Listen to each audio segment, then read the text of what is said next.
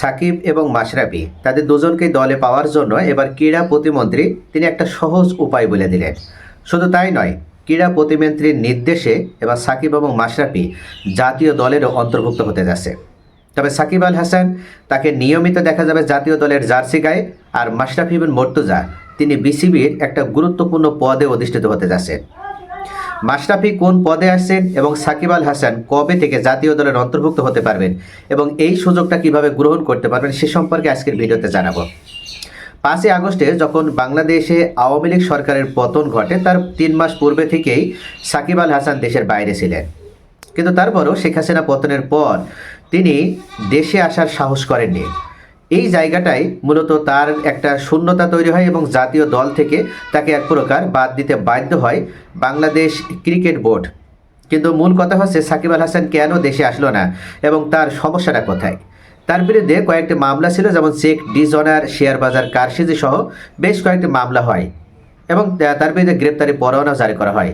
এমনকি তার সম্পত্তিও ক্রোক করা হয়েছে, বন্ধ হয়ে যায় জাতীয় দলের দরজাও একবারে স্থায়ীভাবে।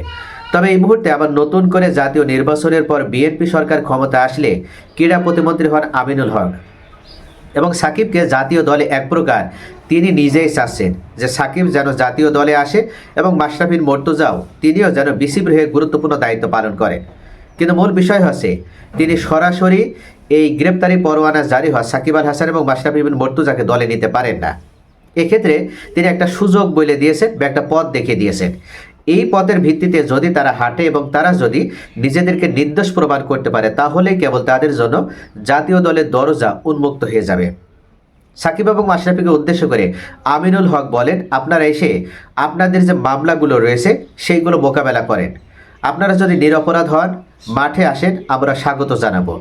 এটুকুতে আমরা শতভাগ নমনীয় থাকবো ইনশাআল্লাহ। অর্থাৎ মূল বিষয় হচ্ছে বাংলাদেশ ক্রিকেট বোর্ড এখনও চায় যে সাকিব আল হাসান বাংলাদেশের জার্সি গায়ে দিয়ে মাঠ মাতাক, এমনকি বিশ্বের প্রান্তে অলিতে গলিতে বাংলাদেশের হয়ে বা বাংলাদেশের নাম উজ্জ্বল করুক। তো মূল বিষয় হচ্ছে সাকিব আল হাসানকে জাতীয় দল থেকে বাদ দেওয়া হয়নি, মূলত সে নিজে থেকেই গ্রেপ্তারি পরোয়ানা জারি হয়, সে এক প্রকার আত্মগোপনে রয়েছে বা নিজে থেকে সে জাতীয় দল থেকে বাইরে রেখেছে।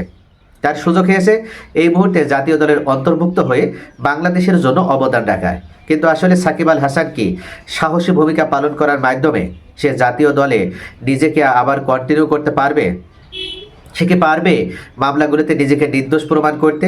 তার ভিতরে যদি কোনো ধরনের ভয় এবং সন্দেহ না থাকতো তাহলে সে কেন দেশে আসছে না? তার ভিতরে অবশ্যই দুর্বলতা রয়েছে। যার যে মামলাগুলো করা হয়েছে সেই মামলাগুলো যদি মিথ্যা হয়, যদি সেই মামলাগুলোর সাথে সে জড়িত না থাকে তাহলে সে আইনে লড়াই আসুক, আইনে লড়াই নামার মাধ্যমে সে নিজেকে নির্দোষ প্রমাণ করুক। এটাতেই তো সহজ হয়ে যাবে যে সে নির্দোষ ছিল এবং তার বিরুদ্ধে এই মামলাগুলো অন্যায়মূলকভাবে বা তাকে হ্যারাসমেন্টের উদ্দেশ্যে দেওয়া হয়েছিল।